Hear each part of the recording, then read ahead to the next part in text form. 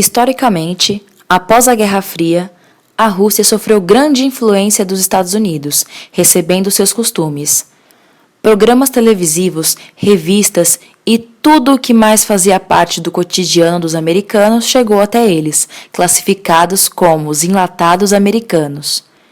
Com isso, especialistas em comunicação, em principal da América Latina, chamaram esse excesso de informação de imperialismo cultural, um conjunto de políticas onde há uma imposição de um Estado sobre a sua cultura sobre outra.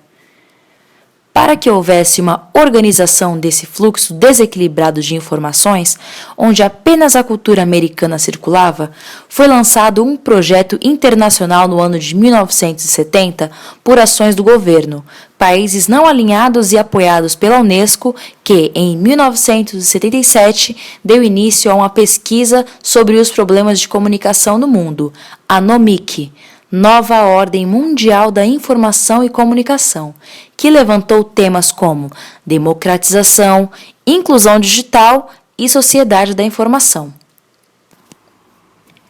Junto a ele estava a consagração dos estudos culturais latino-americano. Os estudos culturais focavam na diversidade das culturas e no poder que era exercido dentro delas.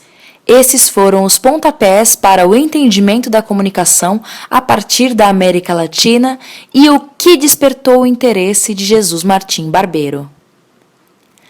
Nascido na Espanha em 1937, criado na Colômbia, formado em filosofia, antropologia, semiótica e teórico marxista, um dos maiores estudiosos de comunicação na América Latina, Jesus Martim Barbeiro usou a teoria dos meios e mediações para mostrar o modo em que os latinos se comunicam, tendo em vista estudos aprofundados em diversas áreas das teorias de comunicações.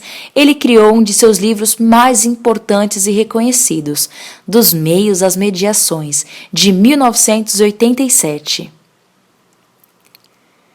Nesse livro, consiste a opinião de Jesus Martim em relação a algumas teorias da comunicação, mostrando a necessidade de a comunicação não ser apenas só pensada a partir dos meios, mas como uma problemática fundamental para se compreender a interação do indivíduo na sociedade.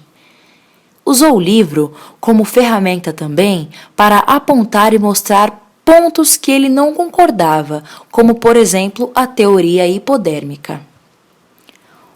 O autor acredita que os latino-americanos foram, de certa forma, excluídos dos meios a partir do momento em que suas terras foram colonizadas por europeus, pois os mesmos achavam que os índios não tinham cultura, embora todos nós saibamos que possuem uma cultura riquíssima, tradições e modo de vida coerente. A intenção do autor é mostrar como os meios de comunicação, principalmente a publicidade e a televisão, influenciam e empurram o indivíduo telespectador a se homogeneizar e terem tendência à uniformização, ou seja, o fator acaba sendo benéfico e interessante aos olhos do mercado global. Mostrar que os meios que se prostram acabam sendo transformados com as mediações entre pessoas e lugares. Sobre a influência da mídia em relação às pessoas, Jesus expõe que esse fato jamais poderá ser algo que se possa controlar e acaba criando a ilusão de que as pessoas se sentem compreendidas, mas no fundo elas só estão desconcertadas e insatisfeitas. Veja a seguir um exemplo de vídeo atemporal no qual se enquadra o pensamento de alienação midiática. A rich little man with white hair died. What has that got to do with the price of rice, right? And why is that woe to us? Because you people and 62 million other Americans are listening to me right now. Because less than 3% of you people read books. Because less than 15% of you read newspapers. Because the only truth you know is what you get over this tube. Right now, there is an entire generation that never knew anything that didn't come out of this tube. This tube is the gospel the ultimate revelation. This tube can make or break presidents, popes, prime ministers. This tube is the most awesome goddamn force in the whole godless world. And woe is us if it ever falls into the hands of the wrong people. And that's why woe is us that Edward George Ruddy died. Because this company is now in the hands of CCA, the Communication Corporation of America. There's a new chairman of the board, a man called Frank Hackett, sitting in Mr. Ruddy's office on the 20th floor. And when the 12th largest company in the world controls the most awesome goddamn propaganda force in the whole godless world, who knows what shit will be peddled for truth on this network? So you listen to me. Listen to me. Television is not the truth. Television is a goddamn amusement park. Television is a circus, a carnival, a traveling troupe of acrobats, storytellers, dancers, singers, jugglers, sideshow freaks, lion tamers, and football players. We're in the boredom-killing business. So if you want the truth, go to God. Go to your gurus. Go to yourselves. Because that's the only place you're ever going to find any real truth. But man, you're never going to get any truth from us. We'll tell you anything you want to hear. We lie like hell. We'll tell you that Kojak always gets the killer and that nobody ever gets cancer in Archie Bunker's house. And no matter how much trouble the hero is in, don't worry, just look at your watch. At the end of the hour, he's going to win. We'll tell you any shit you want to hear. We deal in illusions, man. None of it is true. But you people sit there day after day, night after night, all ages, colors, creeds. We're all you know. You're beginning to believe the illusions we're spinning here. You're beginning to think that the tube is reality and that your own lives are unreal. You do whatever the tube tells you. You dress like the tube. You eat like the tube. You raise your children like the tube. You even think like the tube. This is mass madness, you maniacs. In God's name, you people are the real thing. We are the illusion. So turn off your television sets. Turn them off now. Turn them off right now. Turn them off and leave them off. Turn them off right in the middle of the sentence I'm speaking to you now. Turn them off.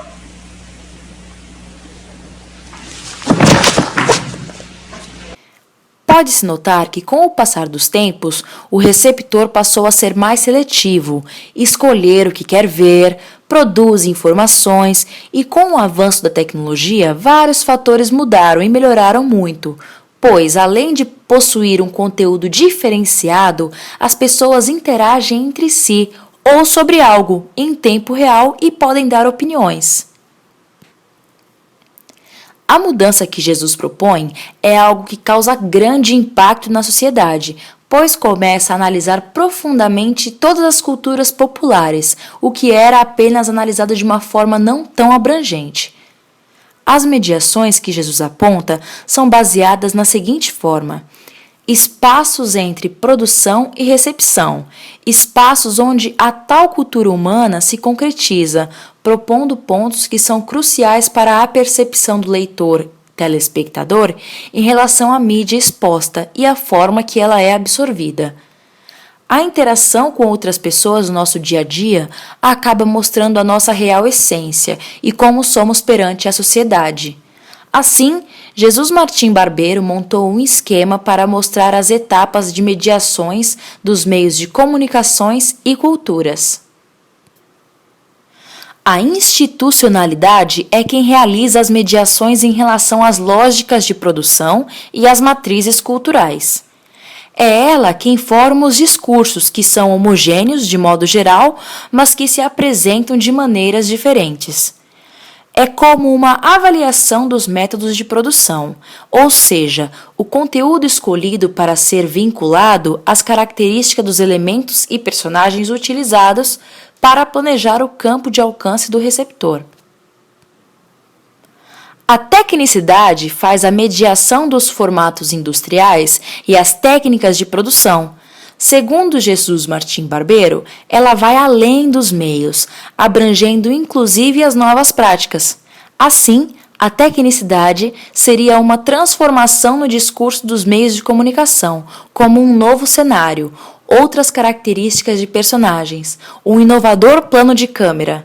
É um novo modo de organizar a cultura e a sociedade através da tecnologia. Já a rituabilidade é quem media as competências de recepção e consumo e os formatos industriais. As regras do jogo de significações e a interação entre a vida cotidiana e o meio é proposta por ela.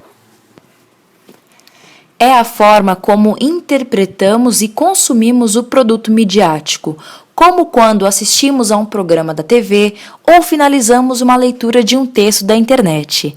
É este modo como nos relacionamos com o meio que a caracterizam, ou seja, a interação cotidiana entre eles e a audiência. A sociabilidade cuida das matrizes culturais e competências de recepção e de consumo. É ela quem caracteriza nossas relações e interações sociais cotidianas, seja entre nossos familiares, que nos trazem valores e molda grande parte da nossa identidade, nossa relação entre nossos vizinhos, com nossos amigos e até mesmo diante da nossa classe social.